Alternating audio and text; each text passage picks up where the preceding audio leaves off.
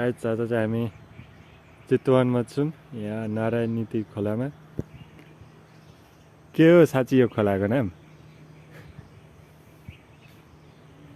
काका सिधा काका चाहिँ चुरा खानु हुँदैछ।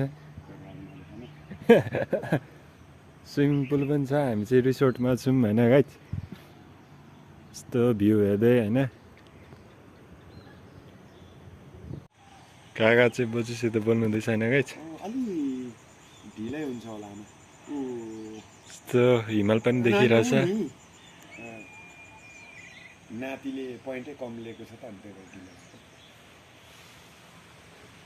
गाइस थाकाली खाना खाँदै यस्तो माउन्टेनको भ्यू हेर्दै होइन रिभर साइडमा छौँ। रिभर साइड रिसोर्टमा। सो गाइस हामी चाहिँ चितवनदेखि होइन फर्किँदैछौँ होइन घरतिर हाम्रो कागजतिर। मलाई चाहिँ हामी हेर्नुबाट कटिसक्यौँ होइन। एकदमै शीतल छ होइन, गर्मी छैन। त्यहाँ मेरो ब्यारेकमा चाहिँ एउटा खतरा ट्याङ्क टाइपको गाडी थियो होइन गाइस। त्यहाँ एउटा नदी आउँदैछ। हाम्रो यात्रा पनि यस्तै सानो रोडमै हुँदैछ होइन गाइस। अलिक त्यत्रो ठुलो पिच रोड छैन, गाडी त्यति ठुलो पनि हिँड्दैन यो बाटो। हाम्रो प्लान चाहिँ भेरीकोट हुँदै जाने छ होइन, तर हेरौँ के हुन्छ। काका भतिजको सल्लाह। राम्रै भ्यू देखिन्छ, घाम लागिरहेको छ। तपाईँहरू यदि यो ठाउँको मान्छेहरू हुन्छ मतलब हेर्नुहुँदैछ यो भ्लग भने कमेन्ट गर्नुहोस्।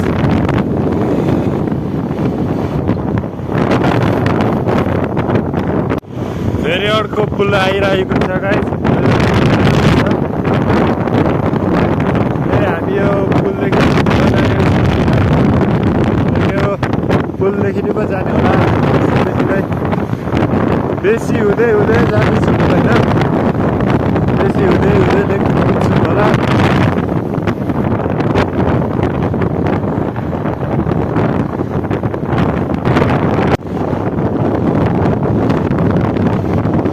अलिक साँग्रो बाटो छ र गाइस, अलिक बिस्तारै कुदाउँदै जानुपर्छ होइन।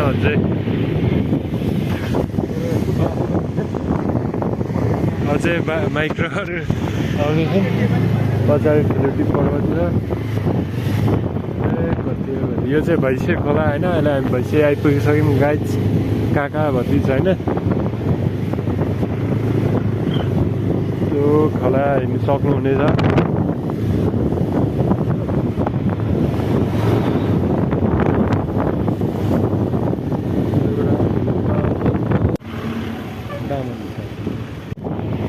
कस्तो भिड देखिरहेको छैन गाइस। यो अलिक घामले टल्केर देखिरहेको छैन, अप्पर ठाडो होइन। गाइस यो चाहिँ भीमफेदी होइन।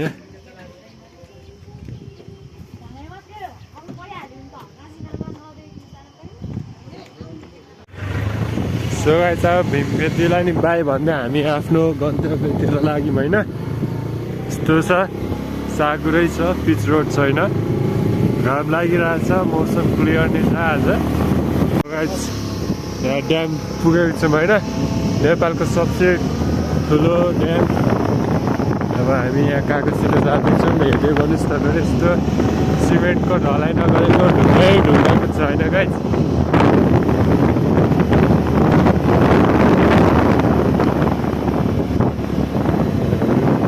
कस्तो हुन्छ बाटो, अलिक साँघुरो छ, सानै छ। एउटै सिमेन्टको कङ्क्रिटको बनेको रहेछ यो हो र। सो गाइस आर्मीहरू हुनुहुँदो रहेछ, उहाँहरू बनाएर रहेछ होइन। त्यहाँ चाहिँ अलिक ठुलो छ, टाल्ने रहेछ। म चाहिँ तर राम्रो देख्दैछु होइन।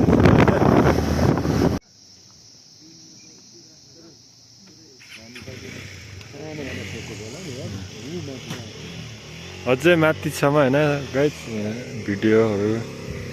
यहाँ कुलेखानीको ड्याम।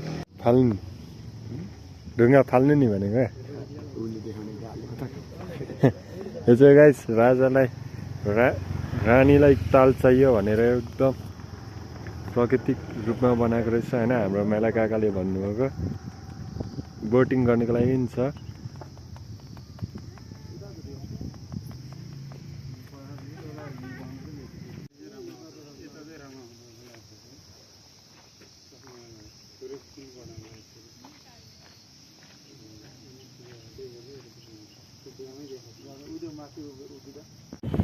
गाइस हामी अहिले काठमाडौँ पनि पुग्यौँ होइन एकदमै